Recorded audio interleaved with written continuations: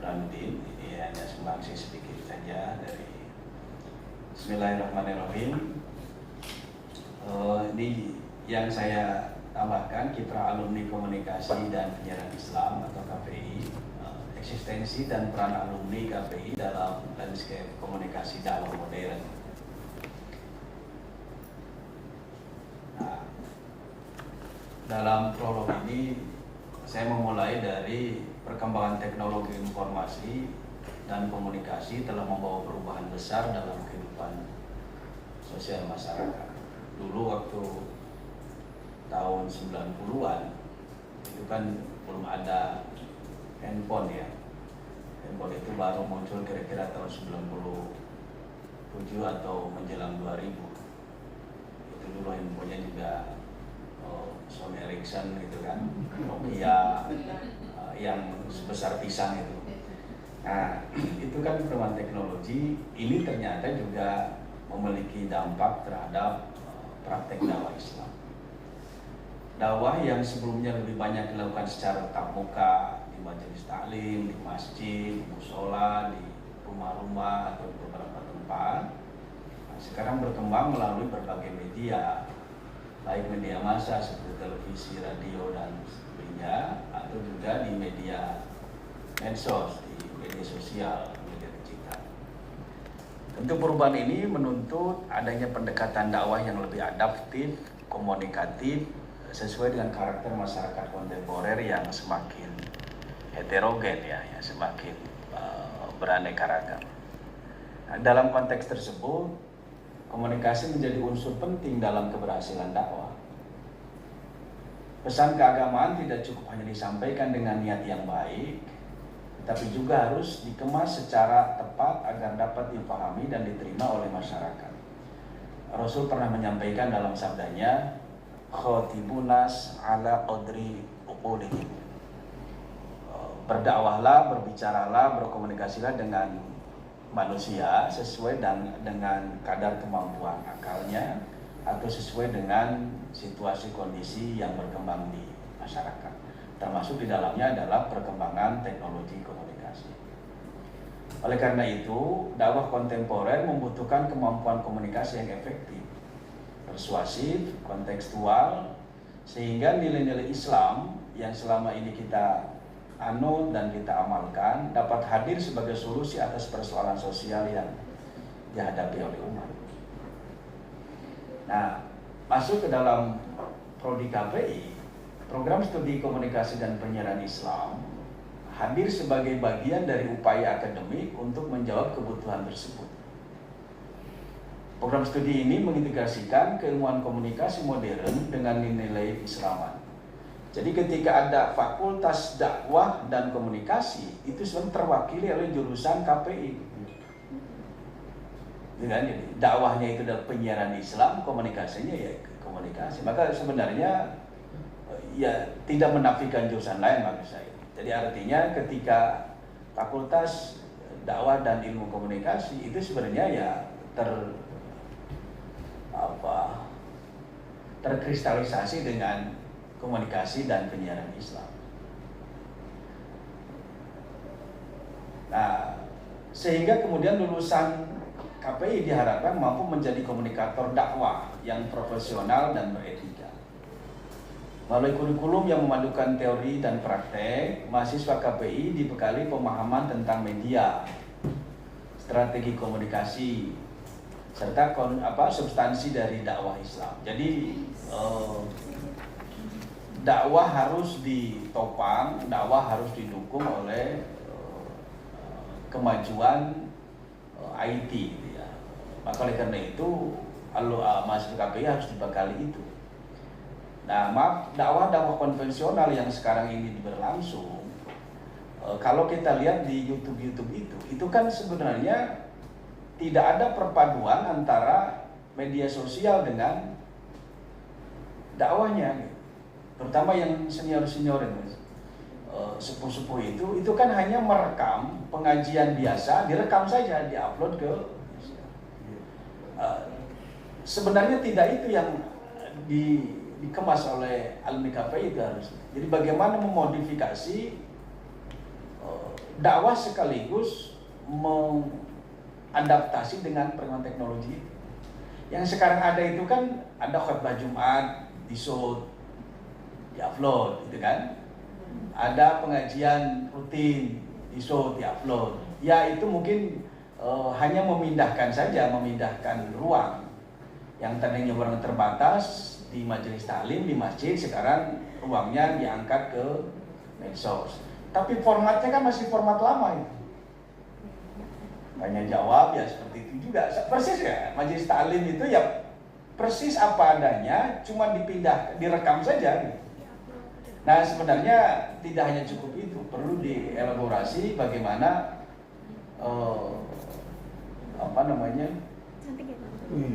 media itu bisa memodif dakwah yang elegan, dakwah yang lebih diterima oleh masyarakat luas. Maka muncullah kemudian beberapa tokoh yang sesungguhnya bukan alumni KPI. Seperti misal saya sebut saja namanya Pak Habib Ja'far misal. Dia kan bukan alumni KPI, tapi kemudian dia mengemas dakwahnya itu dengan kemasan podcast misal. Dia bukan pengajian dalam arti ngaji rame-rame. Ustaz Abdul Somad kalau itu kan masih memindahkan saja, belum ada. Jadi kemasan-kemasan yang justru memodifikasi antara dakwah dengan media sosial itu dilakukan bukan oleh KPI sebagian besar, walaupun mungkin ada sebagian kecil. Kalau saya tidak hanya Jakarta, di KPI dalam arti seluruh Indonesia ini, yang lebih banyak justru kadang-kadang alumni-alumni lain yang lebih menonjol ya. Kenapa misal podcastnya Deddy Corbuzier lebih laku misal, followersnya lebih banyak ketimbang misal, karena mungkin dia sudah punya branding ya, Deddy Corbuzier dulu membawa acara hitam putih dan seterusnya. Tapi maksud saya bisa nggak di samping itu juga kemasan-kemasan yang lebih adaptif, dakwah yang terlalu panjang gitu. Ini saya belum melihat yang viral itu, belum. Terakhir kan Mahfud MD itu kan dengan akunnya yang kemudian mencoba untuk melalui itu. Tapi kan dia di aspek hukum. Dan di aspek dakwah belum gitu ya. Pak Joni dengan mengetuk hatinya itu kan juga lebih monolog yang kemudian ya sama kayak khutbah Jumat gitu. Dipindahkan media. Kalau saya ada nggak misal kemasan yang kemudian di ruangan tertentu atau di tempat gitu ya, yang kemasannya tidak hanya dakwah secara konvensional tapi dakwah kontemporer tadi. Mereka berkiprah di berbagai bidang, untuk ada di media penyiaran, di jurnalistik, ada di humas, lembaga keagamaan, hingga dakwah konvensional yang berbasis media sosial. Peran ini menunjukkan bahwa alumni KPI tidak hanya menjadi penyampai pesan dakwah, tetapi juga pengelola komunikasi keagamaan di ruang publik. Nah ini yang memang diharapkan seperti itu dalam. Nah dalam prakteknya memang kontribusi alumni KPI terhadap dakwah tidak bersifat tunggal. Dulu waktu awal saya masuk ke Fakultas Dakwah, pertama kali dibuka tahun 90, saya sering diledek oleh teman-teman AF ya, Akidah Filsafat. Saya masih ingat Pak namanya Wahyudi Nafis, beliau kan aktivis juga, beliau. Din, kamu masuk dakwah ya, jadi Fakultas halo-halo. Jadi memang kita dianggap Fakultas halo-halo. Ya, saya yang tersenyum, termasuk Saudara Muhammad Bakir yang sekarang di FISIP juga. Kamu kok masuknya ke dakwah? Tanya, bukan. Ya saya bilang itu kan aja, pilihan saja saya bilang. Pilihan saja. Orang menyebut dakwah halo-halo mungkin karena itulah yang realitas saat itu. Realitas saat itu memang seperti itu. Dakwahnya ya kalau orang bicara dakwah ya ceramah di masjid, khotib, di majelis taklim, di tablik-tablik apa, itu kan yang dikenal oleh dakwah. Karena waktu itu memang dakwah yang ada itu hanya di Jogja ya, Jogja dan Bandung sudah ada lebih dulu dari Jakarta. Dakwah di mungkin kalau jurusan sudah lama juga karena diusulin. Bang saya dakwah secara fakultas itu kan baru muncul tahun 90 untuk Jakarta. Nah, dalam prakteknya kontribusi alumni KPI terhadap dakwah tidak bisa tunggal. Sebagai alumni berpesan sebagai berperan sebagai dai atau daya yang memanfaatkan media digital. Sebagian lain menjadi jurnalis atau kreator konten bisa. Yang jurnalis untuk KPI Jakarta mungkin kita sebut saja PM-nya Pak Budi Ramanakin itu kan salah satunya di harian Rakyat Merdeka. Dan membawa alumni-alumni KPI yang menjadi tim di PM itu.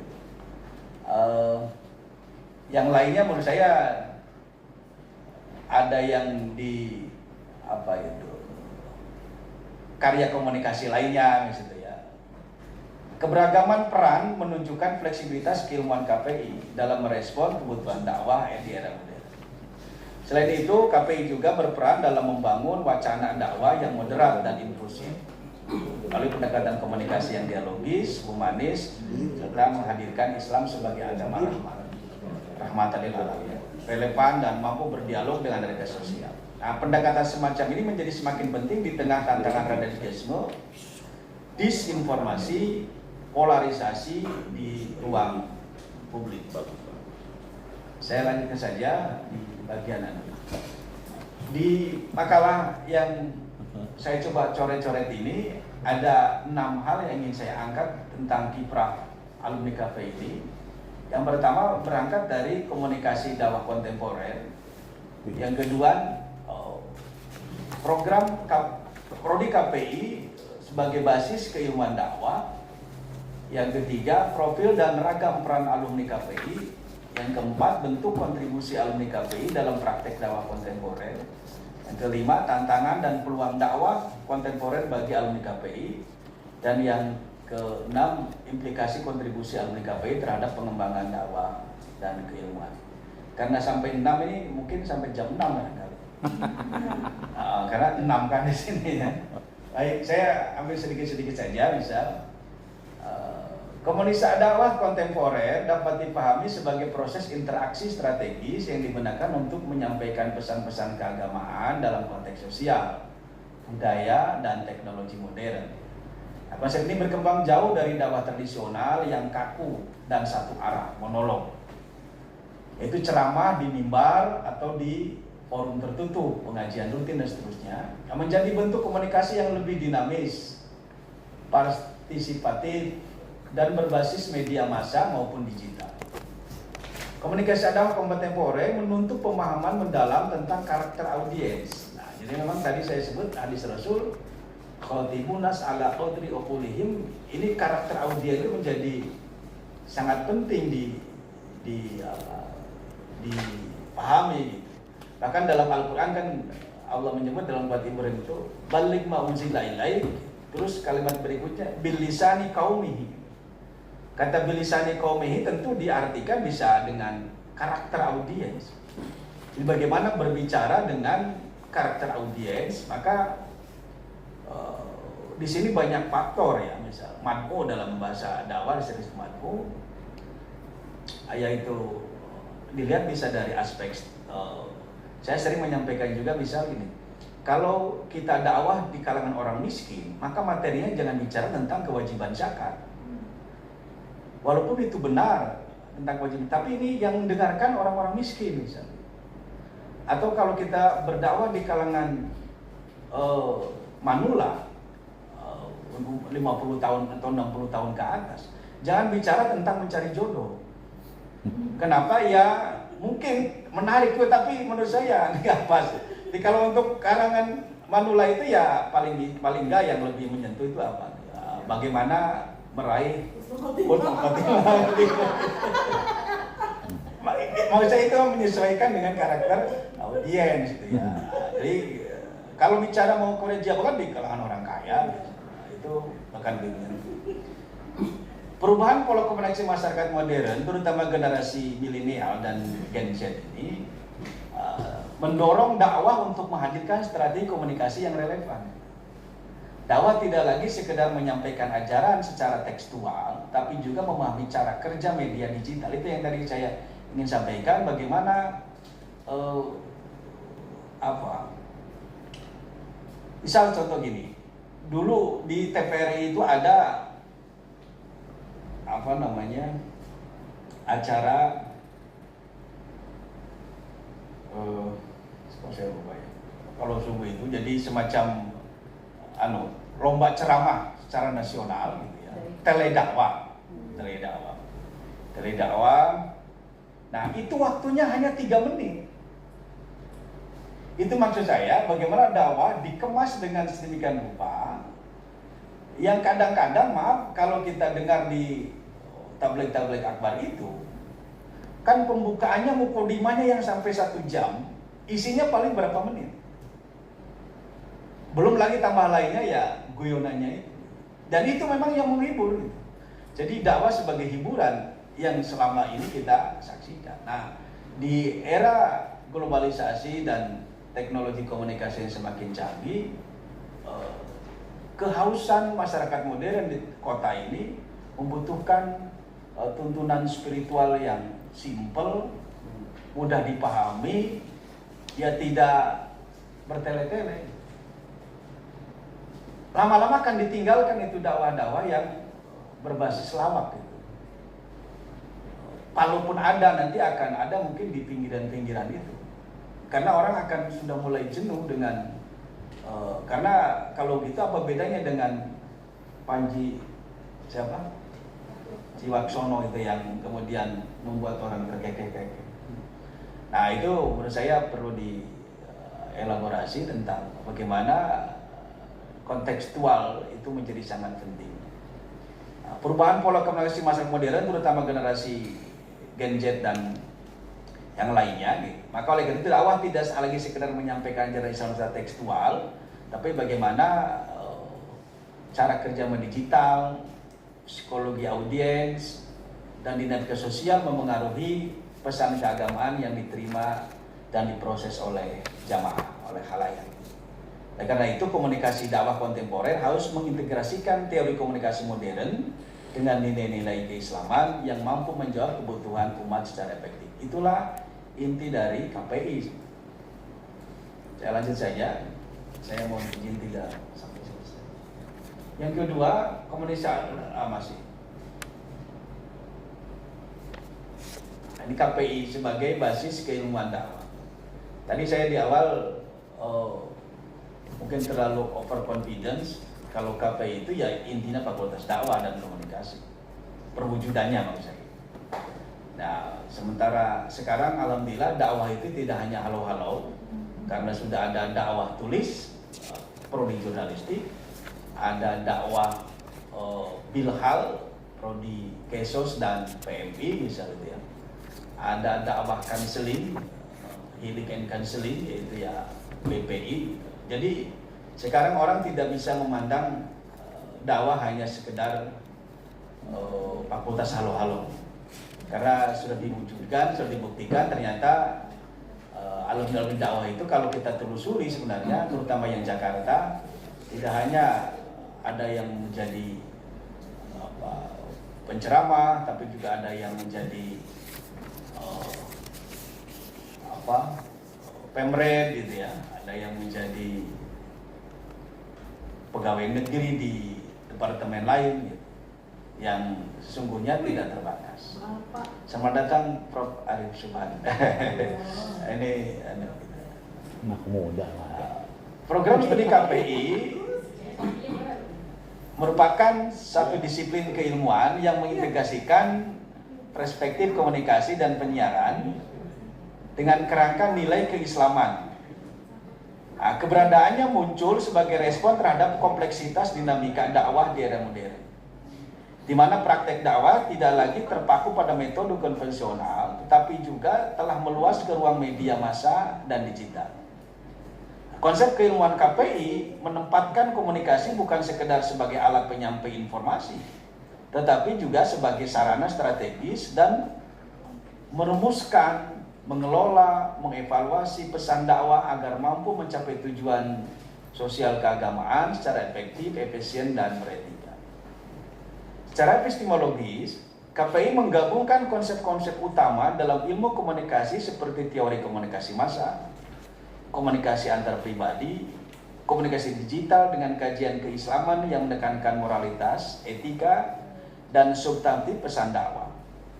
Pendekatan ini hanya memberi pemahaman makro tentang bagaimana pesan tersebut tersebar dan diterima, tetapi juga fokus pada kualitas pesan dari perspektif nilai agama.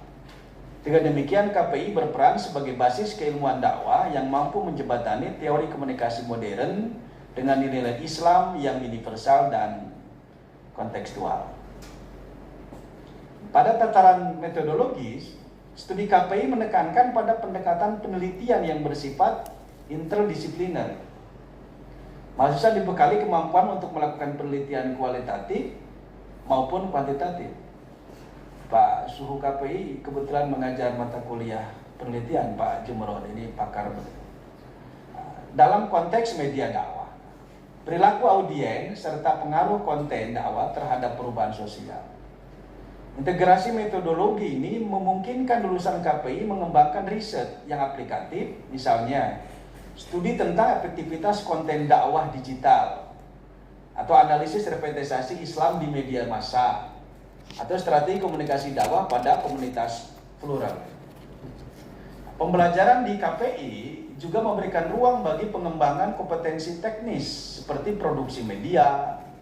Maka dulu Pak almarhum Pak Satar dengan Pak Sipak masih dulu pernah mengajar mata kuliah produksi siaran televisi dan radio. Itu kan mereka dibawa ke stasiun televisi bagaimana memproduksi itu, dan sekarang Pak Joni Arman yang juga sudah coba untuk membuat mahasiswa dibekali tentang itu.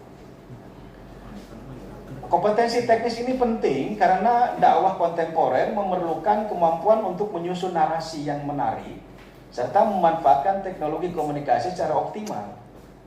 Lulusan KPI demikian dibekali kemampuan tidak hanya sebagai penyampai pesan, jadi tidak hanya sebagai komunikator atau sebagai dai atau daiyah, tetapi juga sebagai perancang dakwah atau produser dakwah atau analisis strategi komunikasi dakwah. Jadi lebih luas, artinya kiprah alumni ini tidak hanya sebagai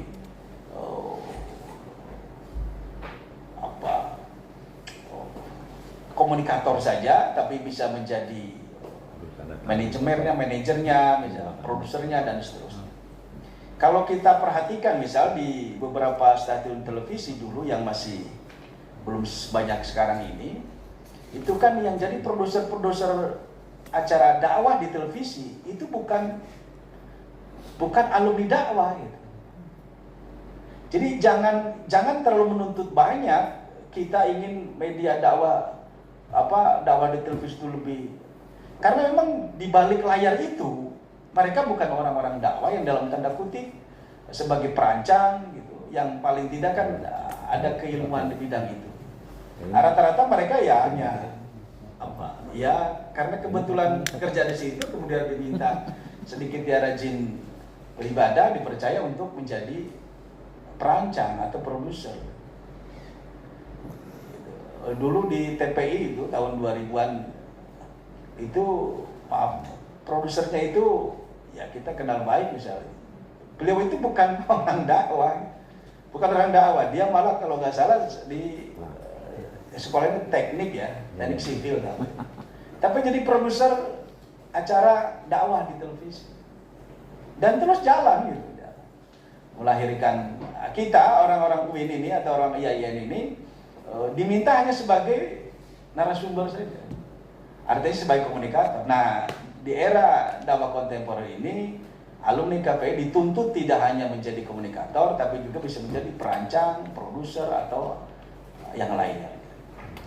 Nah, secara praktis, basis keilmuan KPI berkontribusi secara langsung terhadap praktek dakwah di masyarakat. Mahasiswa dan alumni KPI terlibat dalam proyek-proyek media dakwah melalui pengelolaan media sosial, program penyiaran, podcast dakwah, kampanye nilai, serta produksi konten audiovisual. Praktik semacam ini tidak hanya memperluas jangkauan pesan dakwah, tetapi juga menguatkan relevansi pesan terhadap kebutuhan khalayak di era digital yang serba cepat dan interaktif. Pengalaman dulu ketika tahun sebelum 90 saya di Jogja, di IAIN Jogja waktu itu di dekat IAIN Jogja itu ada namanya Kali Code. Kali Code tahun 90-an, 89 saat itu dihuni oleh para tukang bakso, tukang somai, tukang es keliling, dan rumahnya ya tentu rumah gubuk itu. Tapi 94 setelah saya lulus dari KPI, dari dakwah itu, saya berkunjung ke sana lagi. Itu rumahnya sudah bagus-bagus. Dan ternyata mereka sudah beralih agama. Jadi tadinya 100% itu muslim, kemudian menjadi 100% non muslim. Nah, teliti, kebetulan ada teman saya di katedral, seorang pendeta. Saya ingin meneliti apa yang menyebabkan masyarakat muslim yang miskin di Kalicode itu menjadi Katolik. Tanya, kemudian dia katakan itu yang menggarap adalah Romo. Saya sebut saja karena di ruang terbatas, Romo Mangunjoyo waktu itu. Dia adalah seorang arsitek dari segi arsitek sipil itu. Tapi ternyata ketika saya masuk ke sana itu, di rumah ibadah seperti gereja itu, manajemen misionernya itu luar biasa gitu. Kalau saya masuk misal ke lembaga-lembaga dakwah ormas Islam, misalnya NU atau Muhammadiyah yang besar, atau di Persis, di Dewan Dakwah agak mulai bagus sana ya, di Keramat itu. Itu pembagian itu job description-nya itu sangat jelas, Tapi mungkin bukan di sini lah. Saya ingin menjelaskan saja, di saat itu yang serba terbatas, mereka mampu mengubah pola kehidupan masyarakat, bahkan masuk kepada keyakinan, terlepas apakah keyakinan itu hanya pura-pura atau bagaimana, tapi secara identitas mereka melepaskan nilai keislaman. Ini kan tentu dakwah yang berhasil menurut mereka. Nah, kita justru malah sering menyalahkan mereka, tapi tidak mau belajar dari mereka bagaimana strategi dakwah yang bisa menyentuh kebutuhan dari aspek sosial, ekonomi, budaya, dan seterusnya. Kita kan lebih banyak dakwahnya pada aspek yang sifatnya religi. Padahal religi itu kan mencakup keseluruhan aspek kehidupan bahasa kita. Saya pikir itu. Kemudian di berikutnya, integrasi keilmuan KPI dengan konteks global juga menjadi keunggulan sendiri. Isu-isu seperti globalisasi media, identitas keagamaan, pluralitas budaya menjadi bagian penting dalam kurikulum dan penelitian KPI. Mahasiswa didorong untuk memahami bagaimana pesan dakwah dapat tetap relevan lintas budaya tanpa kehilangan esensi nilai Islam. Hal ini menguatkan posisi KPI sebagai basis keilmuan yang tidak hanya fokus pada konteks lokal, tapi juga global dalam menghadapi tantangan komunikasi dakwah di abad milenial ini. KPI juga memberi perhatian pada analisis konten media dakwah untuk memahami bagaimana narasi keagamaan diproduksi, direpresentasikan, dan dikonsumsi oleh khalayak. Mungkin bisa direproduksi. Istilah Pak Profesor Arif, direproduksi dakwah. Gitu ya, secara keseluruhan, program studi komunikasi dan penyiaran Islam bukan sekedar ruang belajar teknik komunikasi semata, tetapi merupakan basis keilmuan dakwah yang holistik, adaptif, kritis, merespon dinamika masyarakat modern dengan landasan teori, keterampilan praktis, etika komunikasi, serta kemampuan riset yang kuat.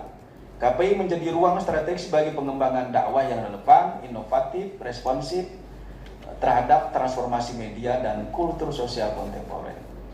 Saya singkat saja, ini profil alumni, profil dan peran.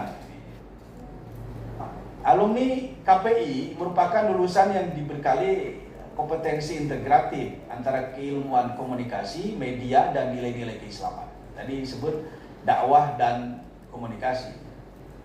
Profil KPI tidak hanya ditentukan oleh penguasaan materi dakwah, tetapi juga oleh kemampuan mengelola pesan, memahami audiens, memanfaatkan media secara strategis. Dalam konteks masyarakat kontemporer yang plural dan digital, Alumni KPI tampil sebagai aktor komunikasi keagamaan yang dituntut adaptif, kritis, dan bertanggung jawab. Nah, secara umum Alumni KPI mencerminkan kombinasi antara kompetensi normatif keagamaan dan kompetensi profesional komunikatif. Mereka membenahi substansi ajaran Islam sekaligus memiliki keterampilan komunikasi lisan, tulisan, dan audiovisual. Jadi tiga keterampilan ini perlu juga dibekalkan kepada mahasiswa KPI agar memiliki keterampilan itu. Memiliki life skill yang bisa diandalkan di era digitalisasi di dunia komunikasi. Alumni KPI merupakan lulusan yang dibekali kompetensi integratif, tadi sudah saya lanjutkan lagi. Peran yang menonjol dalam alumni KPI itu sebagai misal praktisi public relation. Nah, satu ketika saya datang ke Bank Muamalat di Pondok Indah itu, ternyata yang menjadi talentnya itu alumni KPI gitu ya. Ada juga yang di situ juga menjadi praktisi public relation-nya. Kebetulan saya mengampu mata kuliah ini, jadi paling enggak ada semacam mereka punya kemampuan skill untuk bisa menjadi profesi PR, baik di lembaga keagamaan, pendidikan, sosial, pemerintah, dan perusahaan swasta. Dalam kapasitas ini, KPI mengelola komunikasi institusi, mengembangkan citra publik, serta menjembatani kepentingan organisasi dengan masyarakat. Itu dalam konteks profil peran alumni. Dalam konteks kewirausahaan, sebagai alumni KPI juga mengembangkan diri sebagai entrepreneur media dan dakwah kreatif. Ini yang menurut saya masih belum merata di Indonesia ini alumni KPI. Baru beberapa, Bandung lebih menitik beratkan KPI-nya kepada aspek dakwah konvensional, ya, menjadi dai, menjadi mubalik. Jakarta sudah mulai menguatkan dengan medianya. Jogja lebih kuat dari aspek risetnya misalnya. Sementara Sunan Ampel, KPI Sunan Ampel lebih banyak mirip dengan Bandung. Bahkan di Bandung itu dulu waktu masih kurikulum yang lama itu ada mata kuliah namanya epistemologi doa. Betul, epistemologi doa. Ketika saya tanya ke Pak Dekannya waktu itu apa filosofi ada mata kuliah itu. Jadi rupanya backgroundnya ini lebih kepada aspek empiri. Ketika mahasiswa dakwah KPI terutama dikirim ke daerah Banten sana, Serang, banyak yang sering kesurupan katanya. Iya betul itu. Jadi banyak yang sering kesurupan, akhirnya mereka harus dibekali dengan gitu ya. Saya nggak tahu itu anunya, apa itu masuk ke ranah keilmuan atau tidak, tapi mereka masukkan. Dulu ada epistemologi doa. Dulu sempat kita ketika menulis sana ya sempat tersenyum juga gitu ya, menarik gitu. Nah, dalam konteks ini maka perusahaan KPI itu ya harus memiliki entrepreneur media dan dakwah kreatif. Kira-kira gitu anunya. Di samping lain, ragam lain, misal KPI juga menjadi keterlibatan penggerak dakwah komunitas dan masyarakat sipil, civil society misal. Jadi ini menjadi sangat penting untuk masyarakat yang digeluti oleh masyarakat KPI. Nah, cuma memang sekarang ini sistem KKN-nya saya tidak tahu persis seperti apa. Sebenarnya kan kalau tarbiyah dulu berani bisa menolak KKN yang tidak mereka lebih langsung ke sekolah misalnya. Ada namanya praktek PPL namanya. PPL. Nah, itu dianggap sebagai nilai KKN. Maka khusus saja waktu itu tarbiyah itu menyendiri gitu ya. KKN itu tidak berbasis ngumpul antar fakultas, antar prodi, kemudian kumpul di daerah mana gitu. Seperti konvensional dulu. Dia lebih pada langsung ke tempat di mana memang direncanakan bekerja. Jadi sudah mengarah. Nah, dakwah mungkin bisa juga seperti itu. Kalaupun KKN tetap masih KKN konvensional, tapi paling tidak ada semacam magang atau apa yang tidak satu warna gitu. Tidak satu warna. Maksud saya jangan kemudian di media semua. Jadi akhirnya nanti semua jadi ahli media, yang ahli dakwahnya nggak ada. Harusnya ya terlepas saja. Ada, maka mata kuliah yang saya emban itu adalah PR. Itu saya menugaskan mahasiswa untuk praktek, bukan saya juga praktek mata kuliah PR di perusahaan-perusahaan. Walaupun ini tidak terlembagakan, tapi mereka diterima di perusahaan-perusahaan itu. Bukan magang, bukan, tapi hanya semacam ya hanya beberapa waktu saja karena itu kepentingan mata kuliah saja. Hasil apa yang mereka lakukan di perusahaan-perusahaan itu, paling tidak saya ingin memperkenalkan betapa luasnya lapangan kerja alumni KPI ini. Tidak hanya satu tempat. Perusahaan-perusahaan apapun yang ada PR-nya itu membutuhkan alumni KPI. Mereka itu perlu dibekali tentang ilmu itu. Bisa juga alumni KPI menjadi peneliti misalnya. Di tengah maraknya disinformasi, ujaran kebencian, ekstremisme berbasis agama, alumni KPI dituntut menjadi agen literasi media dan komunikasi etis. Peran ini mencerminkan tanggung jawab moral alumni KPI untuk memastikan dakwah disampaikan secara damai, argumentatif, dan berorientasi pada kemaslahatan umat. Dalam ranah akademik dan pengembangan keilmuan sebagai alumni KPI melanjutkan peran sebagai peneliti dan pengembangan studi komunikasi dakwah. Mereka terlibat dalam penelitian tentang dakwah digital, retorika keagamaan, komunikasi lintas iman, serta moderasi beragama. Ada beberapa skripsi yang pernah diujikan di KPI itu tentang komunikasi lintas agama yang dipandu oleh Habib Ja'far itu. Itu kan ada Konghucu, ada Buddha, ada Hindu, ada Islam, ada Katolik, ada Protestan. Menurut saya menarik, sudah mulai ada ke sana. Nah, kontribusi ini memperkuat posisi KPI tidak hanya sebagai disiplin praktis, tapi juga sebagai bidang kajian ilmiah yang terus berkembang mengikuti dinamika zaman. Itu beberapa profil dan ragam peran alumni. Saya lanjutkan dengan bentuk kontribusi alumni KPI dalam praktek dakwah kontemporer. Nah, salah satu bentuk utama alumni KPI adalah keterlibatan mereka dalam dakwah berbasis media digital. Alumni KPI aktif memanfaatkan media sosial, kanal video daring, podcast, dan platform digital lainnya sebagai ruang baru dakwah. Dalam konteks ini, alumni KPI berperan sebagai kreator konten, sebagai editor, maupun manajer media dakwah yang mampu mengemas pesan keislaman secara komunikatif, visual, sesuai dengan karakter audiens atau jamaah atau madu secara digital tanpa menghilangkan substansi ajaran Islam. Itu yang pertama. Selain sebagai produsen pesan, alumni KPI juga berkontribusi sebagai perancang strategi komunikasi dakwah. Mereka terlibat dalam penyusunan narasi dakwah, pemetaan audiens, serta pemilihan media yang efektif untuk menyampaikan pesan keagamaan. Pendekatan strategis ini membuat dakwah tidak lagi bersifat sporadis, melainkan terukur dan berorientasi pada perubahan sikap serta perilaku masyarakat secara berkelanjutan. Diambil dari kata da'a, yad'u, da'watan, kita sering menerjemahkan dengan artinya mengajak, menyeru, memanggil, apalagi mengundang. Tapi lebih dari itu sebenarnya adalah dakwah itu adalah taghayyir, mengubah. Bagaimana Rasulullah SAW mengubah masyarakat yang tadinya berpaham politeis menjadi berpaham monoteis. Itulah dakwah yang berhasil. Ukurannya sana. Maka kalau dakwah hanya memanggil, menyeru saja, ya sudah.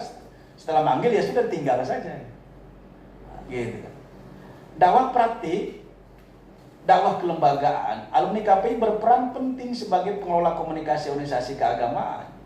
Bisa menjadi pengurus ormas atau yayasan bidang dakwah misalnya.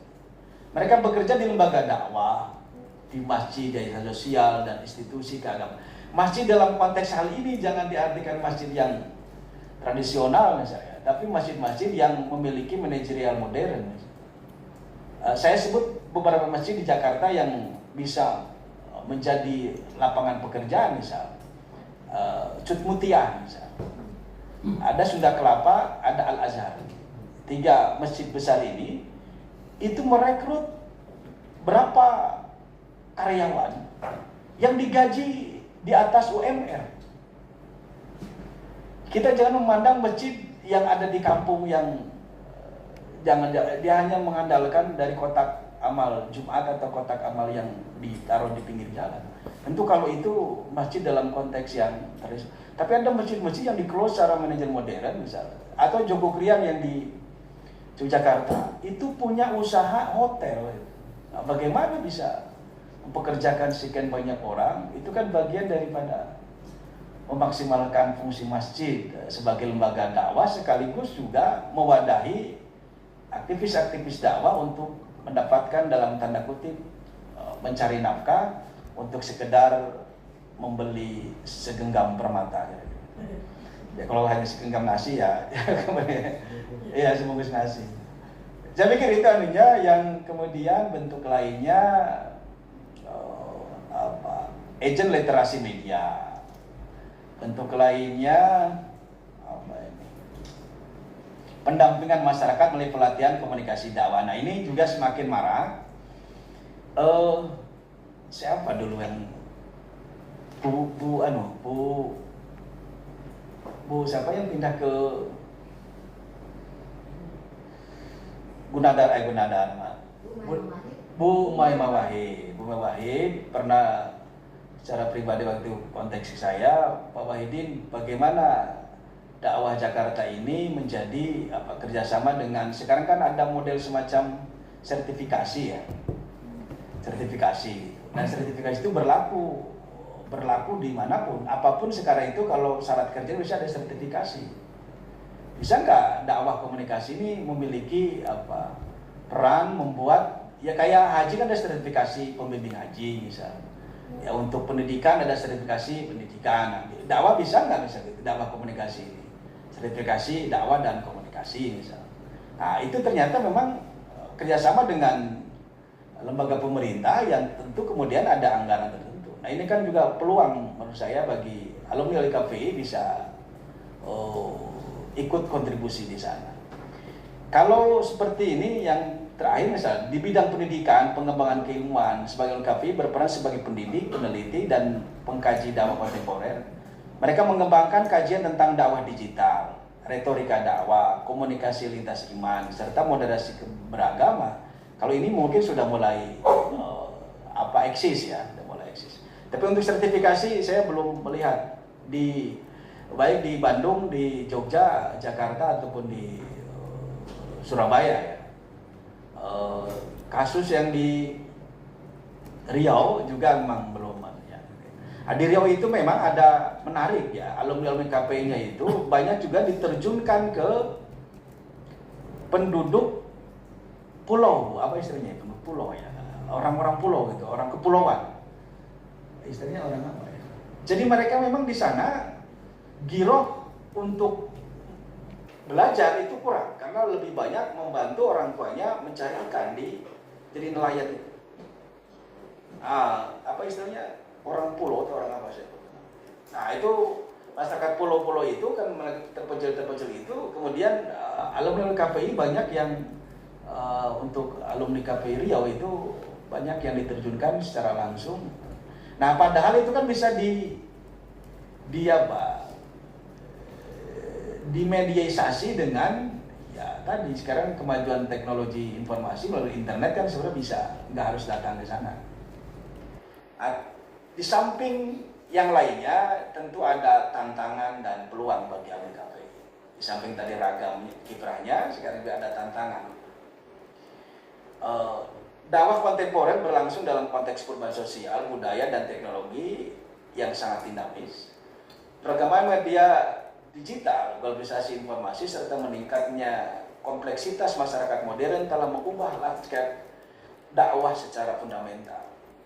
Bagi alumni KPI, perubahan ini menghadirkan tantangan sekaligus peluang dalam menjalankan peran dakwah di ruang publik. Dakwah tidak lagi berlangsung dalam ruang yang homogen dan terbatas, melainkan dalam arena komunikasi terbuka yang syarat dengan kontestasi, wacana, dan kepentingan. Salah satu tantangan utama yang dihadapi oleh KPI itu adalah disrupsi media digital. Ini menjadi tantangan yang berat bagi alumni KPI saat ini. Media sosial memungkinkan siapa saja memproduksi dan menyebarkan pesan keagamaan tanpa kontrol keilmuan dan etika yang memadai. Itu realita. Kondisi ini memunculkan persoalan serius, seperti kaburnya otoritas keagamaan, penyebaran hoaks keagamaan, serta meningkatnya polarisasi pemahaman Islam di ruang publik. Alumni KPI dituntut mampu menjaga kualitas, akurasi, dan etika pesan dakwah di tengah arus informasi yang cepat dan kompetitif. Tantangan lainnya adalah fragmentasi audiens dakwah. Masyarakat kontemporer terdiri atas kelompok yang sangat beragam berdasarkan generasi, tingkat pendidikan, budaya, dan orientasi ideologis. Dakwah tidak lagi efektif jika disampaikan dengan pendekatan seragam. Alumni KPI perlu memiliki kemampuan analisis audiens dan segmentasi pesan dakwah tetap relevan, komunikatif, dan tidak menimbulkan resistansi sosial. Selain itu, dakwah kontemporer juga dihadapkan dengan pada sensitivitas isu keberagaman dan identitas. Ini juga menjadi tantangan bagi alumni KPI. Penyampaian pesan keagamaan yang tidak mempertimbangkan konteks pluralisme berpotensi memicu konflik sosial dan eksklusivisme. Itu yang terjadi. Bagaimana dulu Arswendo Atmiwiloto yang kemudian mengangkat hasil penelitian kecil-kecilannya, menempatkan Rasulullah Muhammad SAW pada urutan ke-11, gitu kan. Yang nomor 1 itu Pak Soeharto waktu itu. Nah, itu kan menimbulkan sensitivitas bagi umat Islam. Akhirnya kan dilaporkan dan masuk penjara.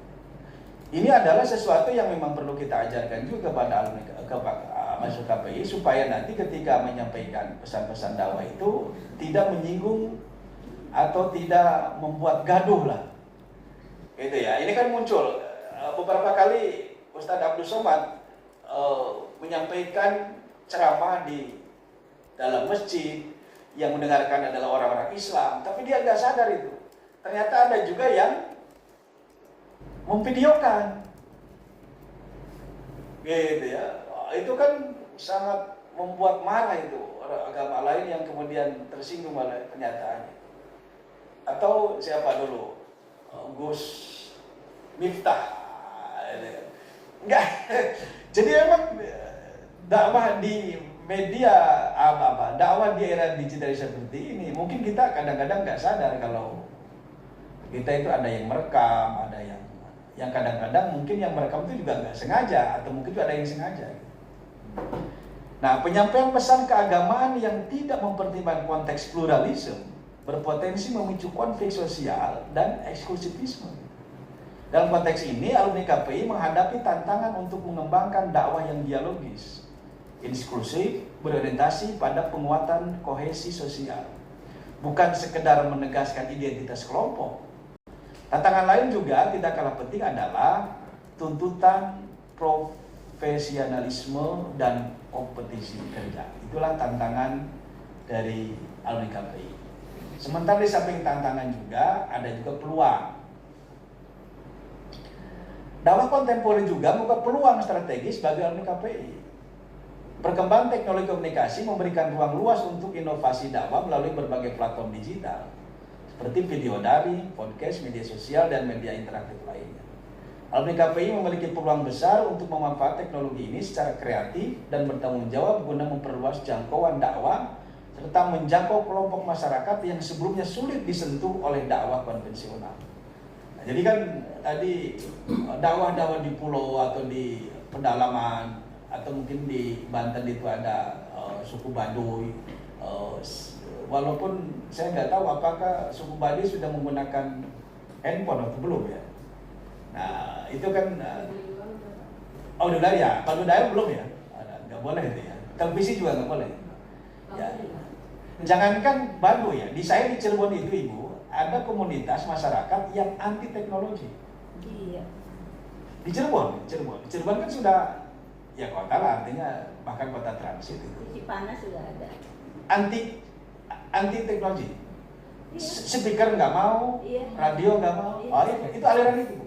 Iya, pernah saya. Itu bapak saya. Kakaknya. Gimana Pak? Bapak saya begitu. Masih itu ya? Oh sama juga Pak? Aspek apa? Aliran Islam. Betul. Bikin ketawa. Bahkan pernah saya dulu masjid saya diambil speakernya dibuang. Aspek apa? Setan, mainan setan. Aspek lah. Kalau di Lumayan. saya disebutnya aspek anti Tapi speaker. saya pernah kerjain Bu, saya pernah Anti kerjain. speaker lo aspek. Ada tetangga saya mengundang acara akikahan. Nah, mereka juga baca berjanji. Nah, saya sebelum waktu kecil kan agak iseng-iseng dikit lah gitu. Jadi saya tanya, ini kelompok yang nggak boleh pakai mic, nggak boleh pakai speaker. Jadi kalau ada kelompok itu datang, itu TV diumpetin dulu. Nah, saya mohon izin ke tetangga itu, izin saya merekam apa yang dilakukan oleh mereka itu. Jadi Pak Kiainya itu ceramah, kemudian memimpin acara itu. Saya rekam itu, dulu pas kaset pita kan. Udah setelah selesai, saya bilang karena saya sebagai pembicara waktu itu, mohon sebelum kita ngopi, ini ada suara apa didengarkan? Pantai suarakan mereka. Mereka mendengar apa suara mereka? Itu kan kayak kita tadi katanya itu. Di mana itu sekarang katanya? Saya bawa itu radionya. Itu kan artinya sesuatu yang dia benci sebenarnya kan karena ketidakpahaman itu. Ketidakpahaman. Kiai saya dulu Ayub Muhammad bin Syekh itu di Cirebon itu jaga satu di sini Pak Pak Salim keluarganya ada di sini di dakwah. Itu kalau ceramah kan pakai mic. Sementara tidak ada kiai yang datang bawa mobil Mercy mengatakan Anda ceramah pakai mic. Mic itu buatan orang kafir. Berarti Anda beragama menggunakan alat orang kafir. Merci. Kata kiai saya, Pak Kiai datang ke sini naik apa? Naik Mercy. Mercy juga punya orang kafir. Langsung pergi dia gitu. Nah, maksud saya pemahaman seperti ini ya perlu apa? Saya nggak tahu apakah bisa disentuh dengan media seperti ini kan. Kalau mereka nggak punya medianya kan juga nggak mungkin. Itu problem aja lah. Tapi KPI di lapangan menghadapi itu. Nah, peluang dari KPI ini adalah peluang strategis. Alumni KPI memiliki peluang besar untuk memanfaatkan teknologi ini secara kreatif dan bertanggung jawab guna memperluas jangkauan dakwah. Peluang lainnya terletak pada meningkatnya kebutuhan masyarakat terhadap dakwah yang moderat, rasional, dan solutif. Nah, ini juga adalah peluang bagi dai-dai yang berbasis keilmuan KPI yang tentu dibekali dengan berbagai keilmuan. Bekal keilmuan komunikasi dan dakwah mungkin alumni KPI merancang pesan yang persuasif serta relevan dengan problem sosial kontemporer. Nah, di samping itu peluang besar juga bagi alumni KPI adalah penguatan literasi media dan keagamaan masyarakat. Nah, di sisi lain, dalam konteks profesional, dakwah kontemporer juga membuka peluang bagi alumni KPI dengan mengembangkan model dakwah kolaboratif dan lintas disiplin. Nah, tadi artinya dakwah-dakwah yang dilakukan di masyarakat itu tidak pure semuanya alumni KPI, tapi juga bahkan di alumni-alumni lain. Ada syariah, ada tarbiyah, ada Profesor Abu Dinata, itu kan beliau dai juga. Samping beliau di sini akademisi, tapi di luar adalah dai. Profesor Amin Suma itu syariah, dia ada juga dai juga. Bahkan beliau menikmati itulah, gitu ya. Artinya, jadi memang di samping tadi aspek profesionalisme di alumni KPI tentu juga mendapatkan tantangan dari alumni lain. Terakhir, apa sih implikasi kontribusi alumni KPI terhadap pengembangan dakwah dan keilmuan? Ini bagian daripada kiprah itu. Implikasi yang bisa kita lihat adalah dalam pengembangan paradigma dakwah kontemporer yang lebih kontekstual dan rasional, kontribusi alumni KPI dalam dakwah digital itu literasi media, komunikasi publik mendorong pergeseran dakwah dari pendekatan satu arah menuju model dialogis dan partisipatif. Perubahan ini berdampak pada pengayaan konsep dakwah yang tidak lagi semata berorientasi pada penyampaian pesan, tetapi juga pada progres pemaknaan dan transformasi sosial. Dari sisi keilmuan, kontribusi KPI memperkuat pengembangan studi komunikasi dakwah sebagai disiplin akademik. Keterlibatan alumni dalam penelitian, penulisan ilmiah, dan pengembangan kurikulum memperkaya khazanah teori dan metodologi dakwah. Praktik dakwah yang dilakukan alumni di lapangan menjadi sumber empiris. Nah, ini juga harus ada elaborasi antara alumni KPI yang lebih berorientasi kepada akademisi dan ada alumni KPI yang lebih berorientasi pada public figure di lapangan. Itu bisa dielaborasi, diintegrasi maksud saya. Nah, diintegrasi. Implikasi berikutnya adalah terbangunnya integrasi antara keilmuan dakwah dan ilmu komunikasi modern. Alumni KPI berkiprah sebagai sektor menunjukkan bahwa dakwah dapat dikembangkan melalui pendekatan strategis, etis, dan profesional tanpa kehilangan nilai-nilai keislaman. Integrasi ini mendorong lahirnya model dakwah yang berbasis riset, data audien, serta etika komunikasi publik sehingga memperkuat legitimasi dakwah di ruang akademis maupun sosial. Bapak sekalian, kalau kita mau meneliti secara intens di masyarakat, nggak usah jauh-jauh di Jakarta saja misalnya. Selamat datang Pak Dekan. Kalau ditanya apa parameter parameter keberhasilan dakwah, maksud saya ceramah misalnya. Jadi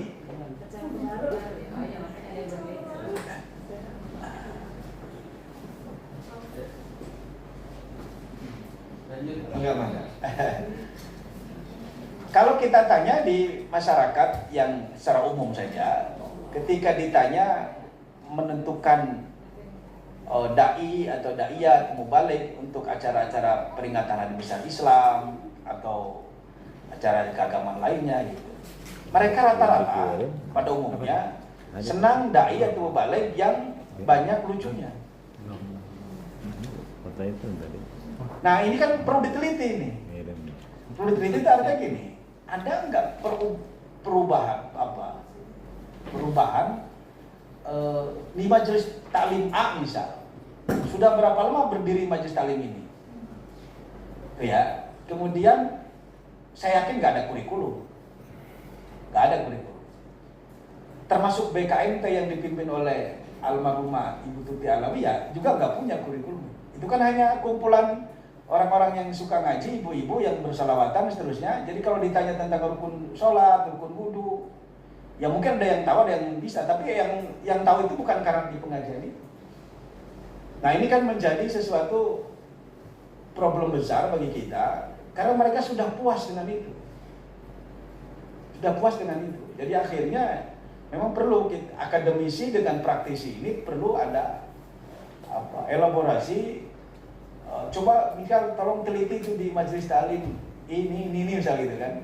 Ini kan banyak ibu-ibu yang majelis taklim ini di Fakultas Dakwah ini, Bu Ajah Junda, Bu Ajah Mastana gitu kan, Bu Mikalsum, Bu Ajah Owi, banyak lah sini kan. Nah itu kan ada nggak mungkin semacam riset kecil-kecilan gitu ya. Ada nggak perubahan? Karena dakwah artinya berubah itu, ada nggak perubahan? Dari yang tadinya nggak ngerti bagaimana cara sholat menjadi ngerti, dengan yang tadinya malas sholat jadi rajin, itu kan perubahan. Nah yang ada memang belum dilakukan, walaupun mungkin ada sebagian kecil saja di perkotaan. Nah mungkin ada beberapa contoh kasus ya. Lembaga-lembaga dakwah yang dikelola oleh partai politik misalnya seperti PKS. PKS itu kan punya